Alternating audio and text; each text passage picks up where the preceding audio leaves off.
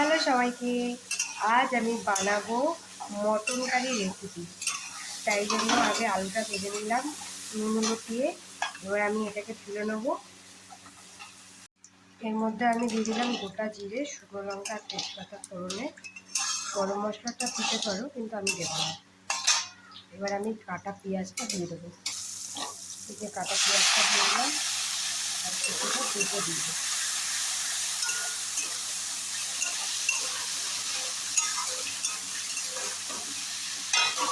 পেঁয়াজটা ভাজা ভাজা হয়ে গেছে। এবার আমি পেঁয়াজ আর কাঁচা লঙ্কাটা বেটে রেখেছি, এটা দিয়ে দেবো।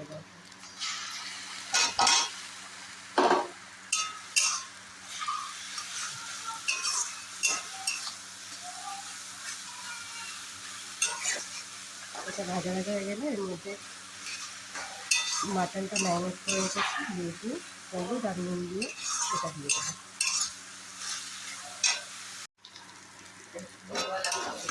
পেঁয়াজটা এই যে ভাজা ভাজা হয়ে গেছে, এবার আমি মাটনটা দিয়ে দেবো।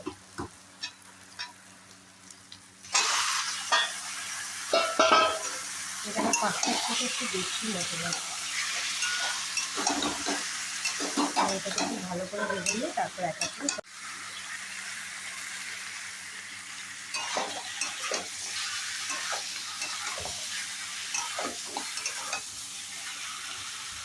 এক হাতে ফোন দিয়ে ভিডিও করছি তো একটু অসুবিধা হচ্ছে।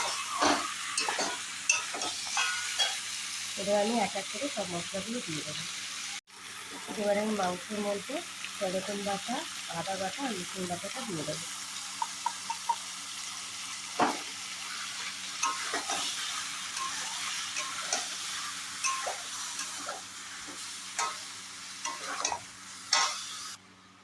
এর মধ্যে আমি জিরে গুঁড়ো আর হলুদ গুঁড়োটা দিয়ে দেবো।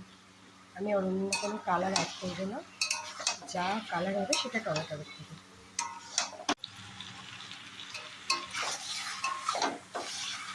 এবার এটাকে ভালো করে কষিয়ে এর মধ্যে জল করে প্রেশার কুকারে দিয়ে দেবো।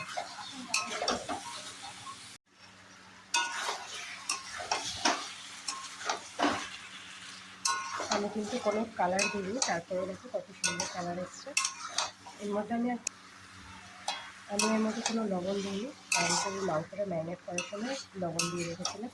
এবার পরে যদি লাগে তখন আবার দিয়ে দেবো। গরম মশলাটা পরেও দিতে পারো, কিন্তু আমি এখন দিয়ে দিলাম যাতে ভালোভাবে মাংসের সাথে।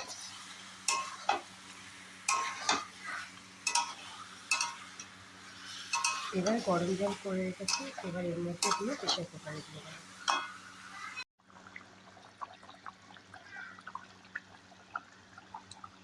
এবার আমি প্রেশার কুকারে দিয়ে 4-5টা সিটি দিয়ে নামিয়ে নেব।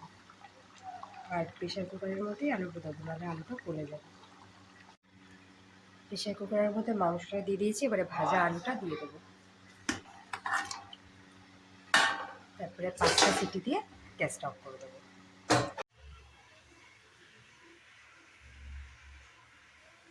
ভালো লাগলে চ্যানেলটা সাবস্ক্রাইব করে দিও আর লাইক কমেন্ট করতে ভুলো না। Thank you.